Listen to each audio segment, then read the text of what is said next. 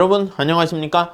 정운찬 교수님의 거시경제론 우리 챕터 17장 통화정책의 여러 문제 보고 있는데 이번 시간에는 지난 시간에 이어서 통화정책의 운용체계에 대해서 한번 살펴보도록 하겠습니다. 자, 교재는 485페이지 되겠습니다. 자, 여기 첫 번째 줄 보시면요. 우리가 지난 시간에 최적 정책의 동태적 비일관성 이걸 봤습니다. 이게 뭐였냐면 케인작파의 주장이었죠. 그때 최적 정책이라 해서 생각했던 게 시간이 지남에 따라서 보니까 더 이상 최적이 아니다. 그래서 비일관성 이런 주장을 했는데 자, 이런 주장에서 얻어낼 수 있는 게 실제 요거 때문에 다른 나라의 여러 가지 통화정책의 운영 방식이라든가 아니면 중앙은행 관련 제도의 변화에 많은 영향을 주었다. 이렇게 얘기하고 있습니다. 그러니까 그때 막 하다 보니까 이제 막 물가 같은 것도 제대로 컨트롤 못하게 되다 보니까 거기에 나와 있는 것처럼 80년대 후반 이후에 아니 물가라도 제대로 잡자 해서 물가 안정 목표제 인플레이션 타겟팅이라고 합니다. 이거를 채택하는 나라들이 많이 늘어나게 되었고 전 세계적으로 물가를 안정적으로 조정 컨트롤 하려고 하다 보면 외부의 압력에 영향을 받아서는 안 되잖아요. 그래서 중앙은행에 대한 독립성의 논의가 굉장히 많아지게 되었습니다. 자, 거기 이제 첫 번째 단락 나와 있고요. 자, 그러면 그걸 하기 위해서 중앙은행이 담당하는 게 여기 나와 있는 통화정책이잖아. 이 통화정책에 대한 개념을 살짝 한번 다시 정리해 볼게요. 두 번째 단락에 잘 나와 있습니다. 자, 중앙은행이 주인공이야. 중앙은행입니다. 자, 그런데 앞에 뭐라고 되어 있습니까? 그 표현 잘 보시죠. 독점적 발권력을 지닌. 그렇지. 어떤 본원 통화를 공급할 수 있는 독점적인 발권력을 지닌 발권력을 보유한 지닌 중앙은행이 자, 주인공입니다. 통화량이나 금리에 영향을 미쳐서 그러니까 중앙은행이 통화량 M이라든가 금리, 이자율에 영향을 미쳐서 자, 그래서 뭘 달성하는 게 목적이다? 우리 저 뒤에 다시 얘기할 거야. 최종적으로 달성하는 목표가 물가 안정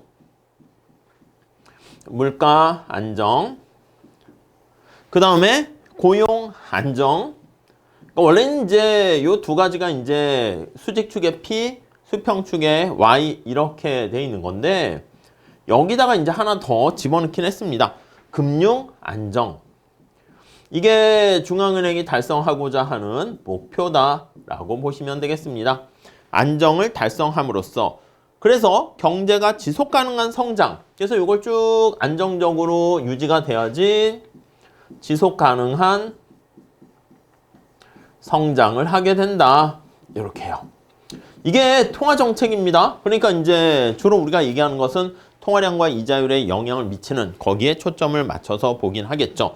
자, 아래 표가 잘 나와 있습니다. 그래서 최종 목표라고 하면 요거라고 보시면 되겠고 궁극적으로 더 최종 목표는 서스테이너블한 어떤 경제 성장을 계속 유지하는 게 목표입니다. 그래서 이제 정책 수단으로서는 이제 공개시장 아니면 여수신 제도, 지급준비 제도 이걸 통해서 금리라든가 지급준비금 요걸 통해서 약간 중간 목표가 있었죠. 통화량이냐, 이자율이냐, 환율이냐, 물가상승률 등등등 이런 걸 중간 목표로 해가지고 최종 목표를 달성하는 이런 흐름 체계를 보이고 있습니다. 자, 거기 교재를 한번 가보시면 명목 기준 지표라고 해서요. 거기 보시면 뭐 통화량, 환율 이게 명목 기준 지표 아니겠습니까? 그래서 명목 기준 지표 그리고 중간 목표를 달성하기 위한 중간 목표라고 합니다. 최종 목표를 달성하기 위한 중간 목표라고 하고요. 명목 기준 지표는 은행이 제어할 수 있는 지표가 아니기 때문에 자, 중앙은행이 직접 조정할 수 있는 원하는 수준을 유지할 수 있는 지표가 필요한데 그래서 요걸 통째로 하는 거지 운영 목표라고 얘기합니다. 금리라든가 지급준비금을 통해서 이걸 같이 중간에 묶어서 하긴 하겠지만 여기서는 좀 약간 나눴습니다. 요걸 컨트롤해서 보통 이제 기준금리를 조정해가지고 통화량, 환율, 물가 이런 명목 기준 지표를 우리가 보면서 최종 목표를 달성한다. 이렇게 보시면 되겠습니다. 자, 그 얘기, 정책 수단에 대한 얘기 나와 있으니까 잘 좀 체크하시고요. 넘어갈게요. 자, 그리고 이제 요게 이제 제도적으로 봤을 때 의사결정, 집행기구, 그리고 중앙은행의 독립성, 책임성, 투명성 이런 것들이 밑에 쫙 깔려 있게 되는 것이죠. 자, 요렇게 나와 있는 요거를 우리가 통화 정책에 대한 체계다 요렇게 얘기합니다. 흐름 잘 좀 체크해서 보시면 될 것 같습니다. 자, 그 다음에 486페이지 두 번째 단락 볼까요? 자, 통화정책 수행에서 어떤 명목 기준 지표가 적합한가는 뭐 나라마다 다르겠죠. 경제 구조와 금융시장 발달 정도에 따라서 어떤 걸 기준으로 할 것인가는 당연히 달라지게 되고요. 따라서 통화정책을 설명할 때는 이 기준 구분하는 게 일반적이다 나와 있습니다. 물가 상승률을 명목 기준 지표로 삼게 되는 거, 이게 앞에서 얘기한 것처럼 인플레이션 타겟팅이다 라고 보시면 될 것 같습니다. 그리고 특정 목표 기준 정책 목표 대신에 중앙은행이 직접 조정할 수 있는 운용 목표 중에서 요 금리를 어떻게 할 것인가 요렇게 하는 거, 요거를 뒤에 얘기하겠지만 테일러 준칙 요렇게 해서 설명을 하기도 해요. 그래서 우리가 뒤에는 요 인플레이션 타겟팅 그리고 테일러 준칙 이런 것들에 대해서 조금 더 살펴보도록 하겠습니다. 자, 여기서 먼저 물가 안정 목표제를 보시면 중앙은행이 이제 일정 기간 동안 달성해야 할 물가 상승률의 상승률입니다. 목표치를 사전에 미리 명목 기준 지표로 제시를 합니다. 네, 그래서 이걸 달성하기 위해서 통화량, 금리, 환율 등 그러니까 중간 목표 자체가 없는 거야. 그래서 최종적인 물가 안정을 위해서 이런 다양한 수단을 사용해서 물가를 안정시키는 그 방법, 거기에 대해서 관심을 갖는 게 물가 안정 목표제다라고 보시면 되겠습니다. 자, 487페이지 가보시면요. 세 번째 줄에 나와 있는데 1990년대 뉴질랜드에서 먼저 시작을 했고요. 많은 나라들도 이제 요거를 받아들이고 있다. 이렇게 채택하고 있다라고 보시면 될 것 같습니다. 영국, 스웨덴, 우리나라도 멕시코, 뭐 신흥시장국, 체코, 폴란드 등등등 뭐 현재 27개 국가에서 운영되고 있다라고 합니다. 자, 이거의 장점이 중요한 건데요. 장점이 여러분 바로 두 번째 단락 볼까요? 아니 최종적인 물가를 어떻게 유지할 것인가가 딱 제시를 해주다 보니까 기준이 명확합니다. 기준이 명료성 명확하다. 요게 장점이 됩니다. 오케이? 그러니까 민간 입장에서는 물가가 얼마나 올라갈까? 걱정 마십시오. 무조건 딴 건 모르겠지만 물가는 무조건 잡겠습니다. 이렇게 얘기하는 거예요. 그러다 보니까 민간의 기대 인플레이션 형성을 하는데 뭐 이게 어느 정도 용이하다라는 장점이 있게 되고요. 동시에 중앙은행의 목표 달성 여부를 쉽게 확인할 수 있어요. 목표가 두리뭉실하거나 여러 개가 있으면 사실 뭔가 판단, 목표 달성한 거야? 미션을 컴플리트한 거야? 이렇게 판단하기 어려울 수 있는데 그냥 물가를 무조건 잡겠다 했으니까 성공했냐 못했냐 쉽게 알 수가 있습니다. 또 더 나가서 요거랑 연결돼요. 기대 인플레이션 형성을 이렇게 용이하게 하고 안정화시키다 보니까 인플레이션에 대한 여러 가지 기대 바이어스 편의를 극복할 수 있다라는 게 장점입니다. 오케이? 자, 이걸 성공시키기 위해서는 그 다음 줄에 보시면 인플레이션을 기대 수준에 부합할 수 있도록 관리하는 민간의 신뢰가 제일 중요하다. 이렇게 보시면 되겠습니다. 그래서 이 신뢰라는 게 중요한 건데 약간 기준이 바뀌었어요. 2000년대 중반쯤 되면서 그전에는 근원물가 하면서 물가 안정의 목표도 이렇게 밴드를 설정해서 꼭 집은 게 아니라 이렇게 했는데 여기 나와 있는 것처럼 2007년, 8년 되면서 물가 안정 목표 중심치를 소비자 물가로 이렇게 바꾸기 시작했고요. 그리고 이제 약간 밴드를 설정했다가 최근에는 그냥 아예 단일한 수치로 이렇게 바뀌었다라는 것을 알 수가 있겠습니다. 자, 그 정도 정리하시면 될 것 같아요. 자, 여기서 밑에 박스에 그 물가 안정 목표제 운용 현황 이렇게 나와 있잖아요. 대략 여기 나와 있는 한 2% 이거를 목표로 한다라고 보시면 돼요. 아니 물가 상승률이 빵이면 제일 좋은 거 아닙니까? 아니죠. 경제 규모가 전체적으로 경제가 성장하기 때문에 그렇기 위해서는 요거 적절한 완만한 물가 상승률은 필요하다라고 볼 수가 있겠습니다. 자, 그래서 488페이지에 나와 있습니다. 적정한 인플레이션 수준이 한 2% 돼야지 우리 488페이지 다섯 번째 줄에 보시면 후생이 극대화되는 게 아닌가. 뭐 시뮬레이션을 했겠죠. 그래서 후생을 극대화하는 인플레이션은 한 2% 정도 그렇게 얘기를 하고 있고요. 단일한 목표치를 상정해서 적용하고 있다. 물론 맨 마지막 줄 보시면 여러 가지 어떤 예외적인 상황이 되면은요. 3개월마다 후속 추가 설명 같은 거 책임을 이행하고 있다. 나와 있습니다. 자, 그 정도 보시고요. 자, 물가 안정 목표 관련해서 말씀을 드렸는데 우리 교재에서는 자, 프라이스 레벨이라고 했습니다. 물가 수준 목표제라는 걸 설명해 주고 있습니다.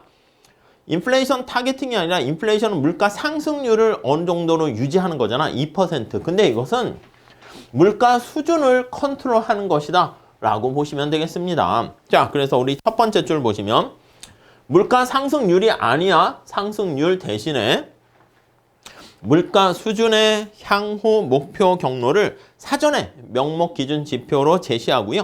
그거를 달성하려고 한다라고 보시면 되겠고요. 물가 수준이 목표 경로를 이탈하게 되면은 중앙은행은 별도의 조정 과정을 통해서 이게 이탈하게 되면 원래 상황에 맞춰서 다시 복귀시켜야 된다라는 것을 알 수가 있습니다. 오케이? 이에 따라 과거의 충격이 현재와 미래의 통화 정책에 영향을 미친다라고 해서요. 우리가 역사 의존성이라는 경로 의존성과 비슷한 말이죠. 그런 표현을 사용하게 됩니다. 오케이? 그러니까 과거의 기준 거기서 이탈되면 야, 과거로 다시 회귀해야 돼. 그런 표현이 거기 나와 있습니다. 반면에 물가 안정 목표제에서는요. 미래의 평균적인 물가 상승률을 목표 수준에서 유지하는 게 초점이기 때문에 과거의 충격이 현재 미래 통화 정책에 영향을 미치는 게 아니다. 두 개의 차이점 그렇게 보시면 되겠습니다. 자, 그림 거기 나와 있는데 여기요. 그림이 나와 있는데 아니 1기, 2기, 3기 이렇게 가다가 3기에 어떤 외부적인 쇼크가 왔습니다. 충격이 왔습니다. 일시적인 충격으로 물가가 목표로 하는 것보다 크게 상승했어. 갑자기 크게 상승해버렸습니다. 저 로그 취하게 되면 이제 변화율이 되는 것인데 물가 수준 목표제에서는요. 원래 물가 안정 목표제에서는 이 기울기만 일정하게 가면 상관없거든. 근데 물가 수준 목표제에서는 충격이 있으면 다시 여기 나와 있는 것처럼 이쪽으로 원래 수준 이 궤도로 다시 회복되어야 한다라는 게 물가 수준 목표제입니다. 그래서 물가 경로가 이전의 경로 다시 갈 수 있도록 경로를 이탈하게 되면 그걸로 복귀하도록 만드는 그게 두 개 차이가 있다라고 보시면 되겠습니다. 자, 그래서 489페이지 한 7번째 줄 있습니까? 인플레이션율 물가 경로의 기울기 그 충격 이후 일정 기간 동안 목표 수준인 2%를 밑에 여기에 맞춰야 되니까 요거 기울기보다는 낮은 기울기로 하회하게 된다. 그런 표현을 사용하고 있습니다. 오케이? 자, 그러나 물가 안정 목표제에서는 절대적인 물가 수준과 상관없이 미래 인플레이션율 그걸 일정하게 유지하는 것이기 때문에 기울기만 그대로 가면 되는데 물가 수준 목표제에서는 요거 원래 상태로 가게 되니까 2%보다 낮은 쪽으로 갈 수밖에 없다라고 보시면 되겠습니다. 아니, 그럼 이거의 장점은 뭐가 있습니까? 여기요. 장기적인 물가 수준 자체를 예측할 수가 있습니다. 수준 자체를 잡으려고 하는 게 목표다라고 보시면 되겠고 그리고 또한 중앙은행의 구속장치 역할을 하게 됩니다. 인플레이션이나 산출량의 변동성 같은 것들이 감소할 수 있다라는 그런 장점이 될 수가 있고요. 근데 문제는 뭐냐면 아니 지속적인 비용 상승이 되었는데 물가 수준을 계속 어떻게 보면 통제하는 느낌이잖아. 그러니까 그거를 컨트롤하는 거야. 억제하는 거야. 그러다 보면 오히려 변동성을 더 증가시킬 수도 있다라고 보시면 되겠습니다. 자, 그리고 밑에서 네 번째 줄 볼까요? 장기간에 걸친 경기 침체와 지속적인 확장적 화폐 통화 정책으로 인해서 명목 이자율이 제로에 근접하는 상황에서는 물가 수준 목표제를 도입하게 되면 경제 주체들의 미래 인플레이션 기대에 영향을 미쳐서 명목 이자율이 제로에 수렴하는 것을 막을 수가 있다. 그런 것들이 장점이죠. 근데 이런 게 단점도 있다. 이렇게 정리를 하시면 되겠습니다. 자, 그 다음에 거기 490페이지에 뭐 최근에 얘기가 나와 있습니다. 캐나다 중앙은행이 이런 걸 도입하려고 했었는데 뭐 실제로 도입은 이루어지지 않았다라고 얘기하고 있네요. 자, 그 다음에 우리가 테일러 준칙에 대해서 한번 살펴볼게요. 자, 우리가 통화정책과 관련해서 준칙이다 그러면 앞에 프리드만의 K% 룰 요게 있습니다. 이건 약간 좀 이제 되게 앞뒤가 꽉 막힌 그런 거잖아. 물가 상승률 같은 것을 저 K% 룰에 맞춰서 딱 하게 되는 건데 경제 상황과 상관없이 매년 통화량 증가율을 K%로 일정하게 얘기하는 거야. 이거는 경제에 대한 상황과 관계없이 이렇게 야, 우리는 그냥 5%로 하기로 했어. 이렇게 했다 그러면 그거 그냥 계속 유지하는 거야. 관계없이. 이해 가시겠습니까? 근데 테일러 준칙은 그건 아니라는 거야. 거기 나와 있는 것처럼 경제 여건에 반응하는 그 표현 잘 좀 체크하시죠. 경제 여건 여러 가지 예상되는 경제 상황에 반응하는 이 반응이라는 말 잘 보시죠. 피드백이라는 말을 사용합니다. 자, 그래서 피드백 룰이라고 표현을 하기도 해요. 피드백이 있는 거지. 자, 그래서 우리가 경제 상황을 보고 어떤 약간 그러니까 딱 무슨 5% K% 이게 아니라 K%에다가 예를 들면 여기 나와 있어요. 균형 명목 정책 금리가 있으면 그 상황에다가 플러스 마이너스 알파 뭐 이렇게 조정을 하게 되는 것이죠. 오케이, 그 정도 정리하시면 되겠습니다. 자, 스탠포드 대학의 존 테일러 교수가 제시한 방법인데요. 이렇게 되어 있습니다. 식이 별건 아닌데 복잡할 수 있어서 우리 책에서는 정리를 했습니다. 자, 목표로 하는 명목 정책 금리는 어떻게 됩니까? 하면 균형 명목 정책 금리가 있어요. 거기다가 플러스 이렇게 산출량 갭과 인플레이션 갭을 통해서 경제가 과열이 되면 명목 정책 금리를 올려야 된다. 이렇게 보시면 되겠습니다. 자, 그래서 여기 산출 갭은 뭡니까? 하면요. 뭐 책마다 다르긴 해요. 그렇지만은 보통 실제 GDP 빼기 잠재, 완전고용 국민소득의 GDP를 빼준 거의 비율로 표현을 합니다. 자, 그러니까 산출 갭이 0보다 크게 되면 어떻게 되겠습니까? 그럼 경제가 과열이 됐다라는 걸 알 수가 있겠죠. 그래서 얘가 플러스가 되면은 경제가 과열이 되었다 이렇게 생각할 수 있고 그럼 이 과열을 좀 억제해야 되니까 명목 정책 금리를 올려야 된다 이렇게 보시면 되겠습니다. 자, 그 다음에 여기 또 인플레이션 갭 이렇게 나와 있습니다. 실제 인플레이션율과 그리고 목표하는 인플레이션율과의 차이야. 정부가 목표하는 인플레이션율이 2%인데 그거보다 만약에 더 높아졌다? 그럼 금리를 올린다 이렇게 생각을 하시면 되겠습니다. 이해 가시겠죠? 그래서 여기도 역시 플러스다 이렇게 정리를 하시면 되겠습니다. 식 자체는 약간 이렇게 뭐 암기하실 건 아니고 이렇게 기본으로 봐주시면 되겠고 알파와 베타는 당연히 0보다 크고요. 알파는 목표하는 정책 금리가 여기 나와 있는 산출량 갭에 어떻게 반응하는가 그 정도를 나타내는 것이고 베타는 목표하는 정책 금리가 인플레이션 갭에 반응하는 정도를 의미한다라고 보시면 되겠습니다. 자, 테일러 준칙에 입각했을 때 중앙은행은 어떻게 해야 됩니까? 라고 하면요.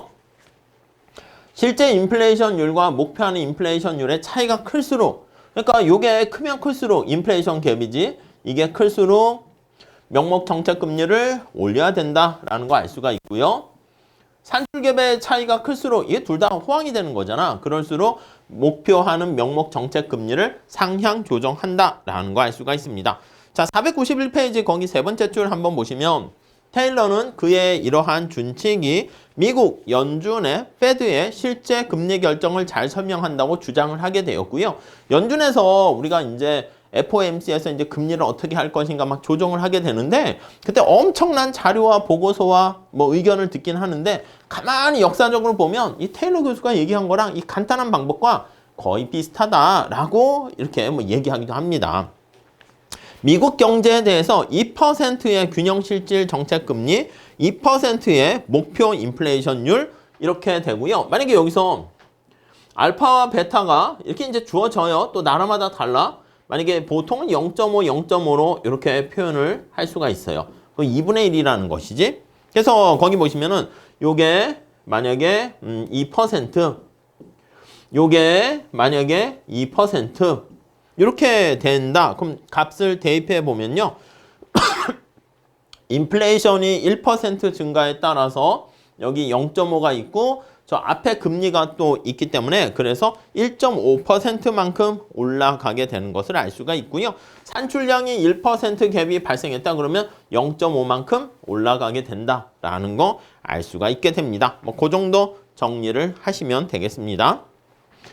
자, 그래서 특히 인플레이션에 거기 보시면 1.5라고 그랬잖아. 산출량 갭보다 인플레이션 갭에 요게 가중치가 비중이 더 큰 이유는 뭐냐라고 하면 거기 설명이 나와 있는데 우변의 균형 명목 정책 금리도 인플레이션에 반응하기 때문이다. 여기 보시면 얘도 이제 우리 이제 실질 이자율에다가 물가 상승률이 여기 하나 더 들어가 있는 거야. 그러니까 인플레이션율이 올라가면 베타도 있지만 얘도 이제 올라가기 때문에 조금 더 구체적으로 식을 쓰면 더 눈에 확 들어오는데 여기서는 그렇게까지 설명하지 않아서 그런데 어렵진 않습니다. 그래서 요게 들어가 있기 때문이다 라고 설명은 하고 있습니다. 그 정도 봐주시고 자, 다음에 4절에 글로벌 금융위기 이후에 통화정책 운영체계 나와 있습니다. 2008년 글로벌 금융위기를 계기로 주요국의 통화정책 운영체계에 대해서 물가 안정 목표제에 대한 비판적인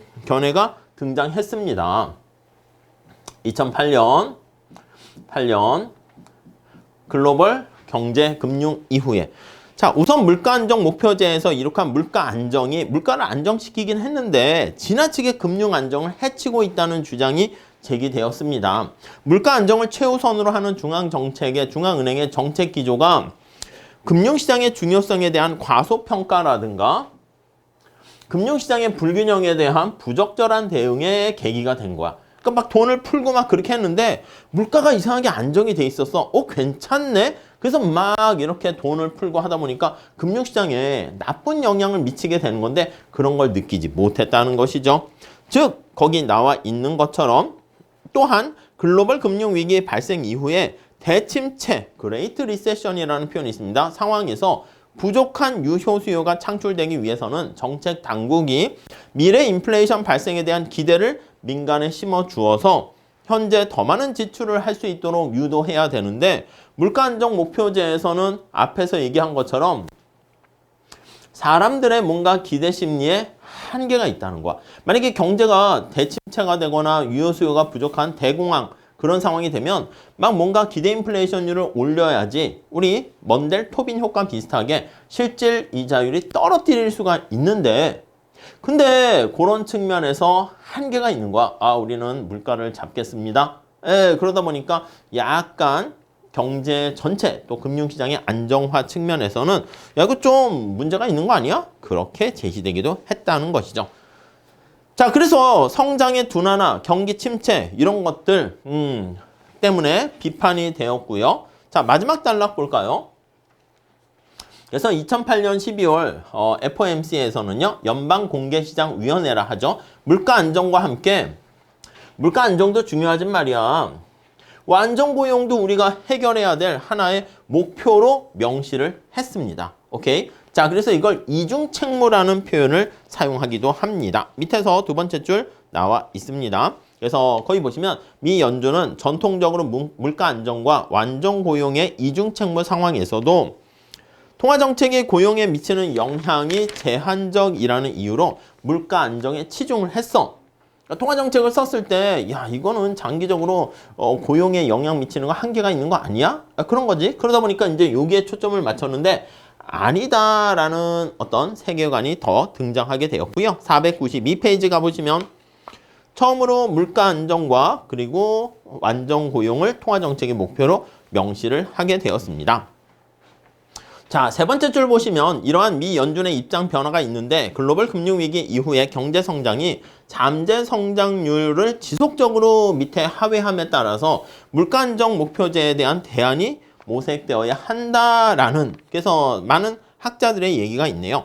크루그만과 우드포드 교수는 중앙은행이 물가 안정 목표제를 유지하는 한 경제 주체들의 기대로 인해 가지고 확장적 통화 정책을 사용하는 거 한계가 있다. 그래서 거기에 나와 있는 것처럼 명목 GDP 목표제를 대안으로 제시를 하기도 합니다. 그리고 두 번째 문제인 금융 안정의 책무와 관련해서 통화 정책을 할 때 금융 부분의 약간 취약성 이런 것들을 좀 명시적으로 고려를 한다거나 거시경제 관점에서 영향을 고려해야 된다라고 주장하는 사람들도 있습니다. 그래서 에이드리언 교수나 신현송 교수는 중앙은행의 정책금리가 금융기관에 여기 나와 있는 어떤 위험 선호와 아니면 레버리지 규모에 큰 영향을 미칠 수가 있기 때문에 그래서 중앙은행이 정책금리를 결정할 때 물가 안정뿐만 아니라 이 금융 안정 리스크까지도 고려해야 된다. 이렇게 주장을 하고 있고요. 그리고 블랑샤드나 라인하트 또는 로고프 교수는 정책금리 외에 거시 건전성 이것도 하나 더 추가해야 된다. 그러니까 지금 주장들이 뭐야? 물가 안정만 중요한 게 아니라 이 잠재 성장률 이런 것도 좀 뭔가 신경을 써야 되고 더 나가서 이렇게 금융시장에서 레버리지, 위험 선호하는 행동 또는 거시 건전성 이런 것까지 조금 더 고려를 해야 된다. 이건 챕터 12장에서 봤었던 그 내용입니다. 그렇게 되어 있습니다. 그렇게 정리하시고요. 다음에 밑에 박스 명목 GDP 목표제라는 거. 그러니까 앞에서 명목 GDP는 뭐야? P 곱하기 Y라고 할 수 있겠죠. 실질 GDP에다가 물가를 곱한 것이란 말이야. 그러니까 물가만 잡을 게 아니라 어떤 완전 고용이라는 그 측면도 같이 고려를 해야 되겠다라는 거. 예. 그래서 약간 신축적인 물가 안정 목표제랑 유사한 점이 있긴 하지만 물가 상승률과 경제 성장률을 동일한 비중으로 고려한다라는 게 차이점이 있다라고 보시면 되겠고요. 그래서 뭐 내용을 한번 읽어보시면 되겠습니다. 네. 그 정도 봐주시죠. 자, 이렇게 해서요. 이번 시간에는 중앙은행이 어떻게 최종 목표를 달성하기 위해서 중간 목표 또는 운영 목표 어떻게 사용할 것인가. 특히 물가 안정 목표제, 그리고 물가 수준 목표제, 그리고 테일러 준칙 그걸 중심으로 살펴봤고요. 다음 시간에는요. 3절에 해당하는 통화정책의 파급 경로에 대해서 같이 공부해 보도록 하겠습니다. 감사합니다.